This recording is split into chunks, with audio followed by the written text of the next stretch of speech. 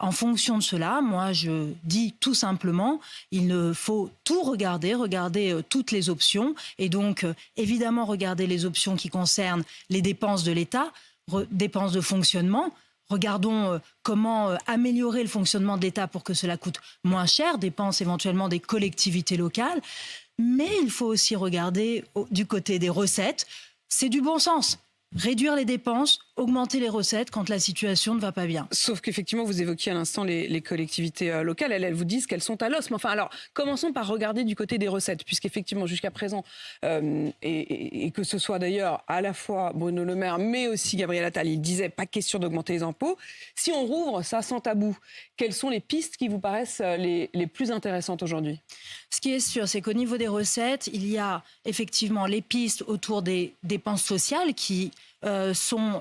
en fait, ça, c'est réduire les dépenses, excusez-moi. Mais les recettes, c'est... Regardez au niveau des profits des entreprises, donc c'est les fameux super profits.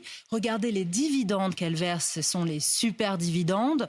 Regardez éventuellement la flat tax. Regardez ce que l'on peut faire au niveau des rachats d'actions.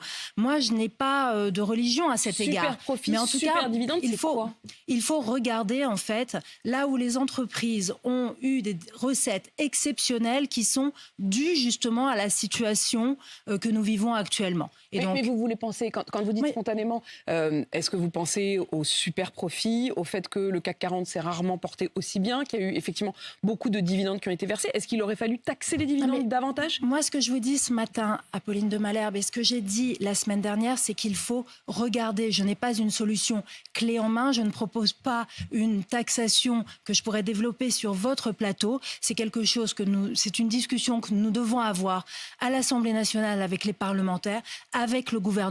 Je dis simplement, et moi je m'arrêterai là, il faut simplement tout regarder, ne pas avoir de tabou, ne pas avoir de dogme et regarder si éventuellement du côté des recettes, il y a quelque chose à faire de façon exceptionnelle. De manière exceptionnelle, c'est-à-dire vous allez plutôt vers l'idée d'une taxe exceptionnelle, ponctuelle. Moi, oui, tout à fait, parce que nous avons fait face à des dépenses exceptionnelles. Le Covid, c'était exceptionnel, c'est 300 milliards de dépenses supplémentaires. La crise ukrainienne nous a amené une crise énergétique qui nous a obligés à protéger le pouvoir d'achat de nos compatriotes. Et donc, ce sont des dépenses exceptionnelles. À dépenses exceptionnelles, recettes exceptionnelles, ça me paraît en tout cas légitime de se poser la question. Moi, je n'ai pas de tabou là-dessus et il ne faut pas en avoir, c'est ce que je crois, attendre de nous les Français.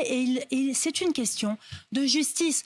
Si on doit faire des efforts, et nous devons faire des efforts, il faut que tout le monde fasse des efforts. C'est pour ça que moi, je n'écarte pas la piste collectivité locale, je n'écarte pas la piste autour des dépenses sociales, assurance chômage, etc., s'agissant des dépenses, mais je n'écarte pas les pistes s'agissant des recettes. Il faut être équilibré, je crois que tout le monde le comprend, et il en va de l'acceptabilité sociale, de l'effort que nous devons réaliser aujourd'hui. Vous en avez parlé avec Bruno Le Maire ? J'en ai parlé avec l'ensemble des membres de la majorité, oui, tout à fait. Il vous a répondu quoi, Bruno Le Maire, quand vous discutez de ça avec On en lui? a discuté autour du président de la République et ces conversations, évidemment, restent... Mais je veux dire, si vous avez la liberté de le dire aujourd'hui et d'ouvrir, en effet, ce dossier en disant il n'y a pas de tabou, même celui-là, que pourtant le ministre de l'économie dit être fermé depuis plusieurs semaines, vous vous dites non, c'est pas fermé, il faut au minimum y réfléchir, il faut peut-être aller trouver là-bas des recettes exceptionnelles. Vous le dites ce matin. Est-ce que vous êtes là-dessus dans une forme de bras de fer avec lui? Est-ce que lui vous a dit non, pas question et vous y allez quand même parce que vous estimez que c'est votre liberté de président de l'Assemblée nationale, ce que je respecterai infiniment, mais est-ce que c'est ça ou est-ce qu'au contraire vous le faites parce que vous faites partie de ceux qui, avec eux, en confiance avec eux, ont dit bon allez, en fait maintenant on n'a plus le choix, on y va? Mais vous savez, moi je ne suis pas une femme politique qui fait des bras de fer, ça ne m'intéresse pas. Moi je pense à la France, je pense aux Français et je pense aussi en tant que présidente de l'Assemblée nationale et responsable politique. Il y a, comme vous le savez, la séparation des pouvoirs, donc je n'ai d'autorisation à demander à personne lorsque je fais des propositions. Je les fais en conscience et je les fais, je crois, avec le bon sens que chaque Français peut comprendre. Et avec, d'ailleurs on le sent bien chez vous, la volonté aussi de renouer, puisque vous insistez là-dessus, sur ce que les Français ont attendu du macronisme 2017, c'est-à-dire une forme de, justement, de liberté, de non-tabou, comme vous dites. De non-tabou et de refus des dogmes. En 2017, nous avons porté une nouvelle promesse politique que je crois incarner aujourd'hui. Vous avez parlé aussi de la question de la baisse des dépenses. Gabriel Attal veut, je cite, un modèle social moins coûteux, plus efficace. Nous assumerons d'avancer dans la réforme de l'assurance chômage. Ça veut dire quand même que les chômeurs qui sont déjà beaucoup moins bien lotis qu'ils ne l'étaient il y a encore quelques mois, les seniors dont on sent qu'ils pourraient être les prochains à devoir faire un effort, ça vous paraît ça juste, pour reprendre votre mot? Alors, ce qu'il faut faire, c'est effectivement réduire en partie les dépenses sociales. Parce que lorsque vous réduisez les dépenses de façon globale de l'État, il faut bien voir à ne pas trop toucher aux dépenses d'investissement. Parce que les dépenses d'investissement, c'est celles qui vont produire de la croissance. Et nous avons aujourd'hui besoin de croissance dans notre pays parce que la croissance, c'est celle qui crée des emplois, c'est celle qui crée de la richesse. Donc, faisons bien attention lorsque l'on regarde les dépenses de l'État à ne pas toucher à celles qui produisent de la richesse. Concernant les dépenses sociales, effectivement, la question de l'assurance chômage est posée et il est légitime de se la poser aujourd'hui parce que nous avons considérablement réduit le nombre de chômeurs dans notre pays. Moi, je me déplace dans des départements. L'autre jour, j'étais en Alsace. On est à un peu plus de 5% dans certaines parties de ce territoire. Donc, on voit bien que dans la plupart des cas, le chômage a baissé et donc il est plus facile aujourd'hui de retrouver un emploi. En tout cas, il est plus rapide peut-être de le faire. Donc il est légitime de se poser la question de l'indemnisation tout en travaillant sur la capacité que nous avons à accompagner les chômeurs à retrouver un emploi, formation, accompagnement professionnel. Et c'est ce que nous faisons avec la réforme de France Travail. Les seniors, ils n'y arrivent pas. Et les seniors, il faut évidemment les accompagner. C'est une forme de punition, c'est-à-dire que réduire l'allocation, la durée et le montant des allocations chômage pour les seniors qui ont tant de difficultés à re-rentrer dans le monde du travail, vous n'avez pas le sentiment, vous, que c'est une forme d'injustice? Alors, ce qu'il faut faire, évidemment, avec les chômeurs... Oui, le chômage a baissé, mais il remonte légèrement. Il remonte légèrement, après, ça dépend des parties du territoire. Maintenant, effectivement, il faut qu'on fasse un effort massif sur l'emploi des seniors, qui est encore aujourd'hui beaucoup trop faible dans notre pays. Et là, nous nous y employons et Catherine Vautrin est à la tâche. Yaël Braun-Pivet, à la tête de l'Assemblée nationale, vous voulez remettre aussi sur la table une des promesses, là encore, première version du macronisme. Emmanuel Macron qui avait promis 25% de députés élus à la proportionnelle et vous vous dites c'est le moment. Tout à fait, c'est une promesse qui nous engage et à laquelle je tiens et je ne suis pas la seule à y tenir pour deux raisons. D'une part parce que introduire une dose de proportionnelle importante à l'Assemblée nationale, 25-26%, permettrait à tous les Français d'être mieux représentés à l'Assemblée nationale et c'est important, c'est un enjeu démocratique. Et puis cela permettrait, je l'espère, de créer une culture du compromis qui serait davantage ancrée dans notre pays. C'est là que je trouve que vous prenez quand même un gros risque, Yaël Braun-Pivet, parce que dans un moment où on a le système du scrutin majoritaire, vous n'avez déjà pas réussi à avoir une majorité solide, mais alors si vous rajoutez de la proportionnelle, c'est quasiment suicidaire. Alors non, pas du tout. Ça nécessite que chacun fasse un pas vers l'autre, que chacun rentre dans cette culture du compromis.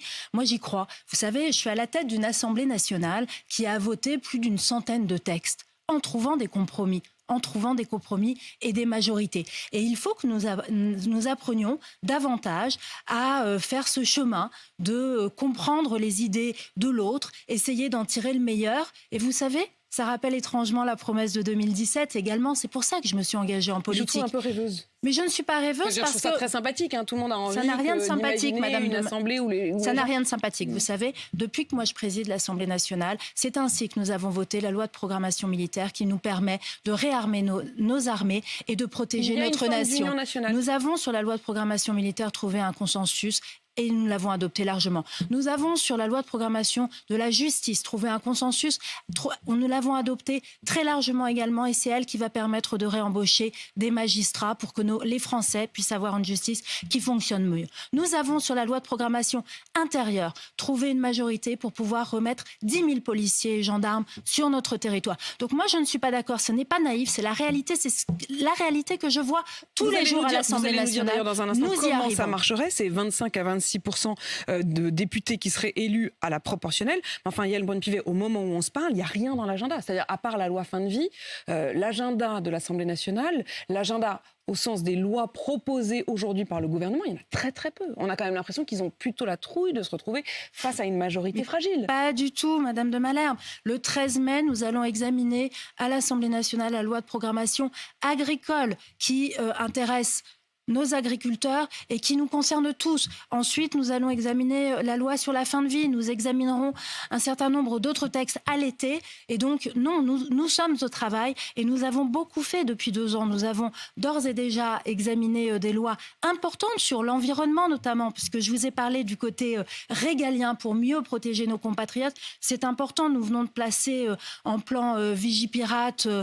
Urgence attentat. Qui est le niveau le plus élevé de la menace. Nous avons réarmé notre pays avec ces différentes lois qui permettent d'être plus forts en termes de sécurité. Nous avons également abordé des lois très importantes en termes d'énergie renouvelable, l'industrie verte pour réarmer notre industrie tout en protégeant l'environnement. Donc nous agissons, nous avons beaucoup agi et nous allons continuer. Pour renforcer la démocratie, vous le dites, 25 à 26% de députés élus à la proportionnelle, ça marcherait comment? Est-ce que ça veut dire qu'il y a certains départements, territoires, dont les députés seraient élus, eux, non pas à la majorité, au scrutin majoritaire, mais au scrutin proportionnel? Tout à fait. L'idée, c'est d'avoir un scrutin mixte. Nous connaissons déjà ce type de scrutin, puisque c'est le scrutin qui existe aujourd'hui au Sénat. Et donc, il s'agirait de prendre les départements les plus peuplés, ceux qui comportent le plus grand nombre de députés, et de les soumettre à des élections proportionnelles et de conserver les autres avec un scrutin majoritaire. En gros, cela ferait 11 départements peuplés. En Île-de-France, vous Pas votez... tous les départements d'Île-de-France. Mais dans certains départements d'Île-de-France, vous voteriez à la proportionnelle et non plus au scrutin majoritaire. En fait, il y aurait 90 départements en France qui resteraient inchangés au scrutin majoritaire. Donc la très grande majorité des départements resterait au scrutin majoritaire. 11 départements passeraient à un scrutin proportionnel. Ce sont les départements les plus peuplés. Paris, les Yvelines, donc mon département, le Nord, les Bouches-du-Rhône, etc. Et donc, c'est dans ces départements, la population qui... En fait, ce sont des départements où les circonscriptions n'ont pas grand sens. Vous traversez la rue, vous changez de circonscription.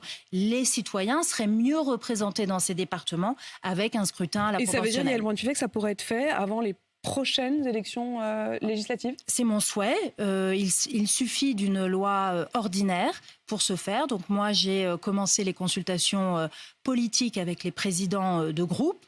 J'en ai également discuté avec les présidents de parti et le président de la République. Nous regarderons quelle est la meilleure voie pour agir, mais une loi ordinaire suffit. Donc après, proposition de loi venant du Parlement ou projet de loi venant du gouvernement, moi je pense que l'on peut, et surtout je pense que l'on doit aboutir avant la fin du quinquennat. L'ancien Premier ministre, Édouard Philippe, lui, prône l'idée d'un retour au cumul des mandats, c'est-à-dire ne plus interdire à un maire de pouvoir être à la fois maire et député. Pourquoi pas ? Moi, j'y suis opposée. Je pense qu'il faut qu'aujourd'hui, les élus, quels qu'ils soient, exercent le mandat qu'on leur confie à plein temps. Vous savez, être député aujourd'hui... Vous regrettez que les Français peut-être ne s'identifient pas suffisamment aujourd'hui à leurs députés, qu'il y ait une forme presque d'élu hors sol. Moi, je n'ai jamais dit ça. Vous n'avez jamais dit ça? Non. Vous n'avez pas parlé de la question du niveau local et de la difficulté pour un député à avoir un ancrage au niveau local? Mais je n'ai jamais dit que les députés étaient hors sol, bien au contraire. Alors moi, je vous le dis. On a le sentiment parfois qu'il y a des députés hors sol.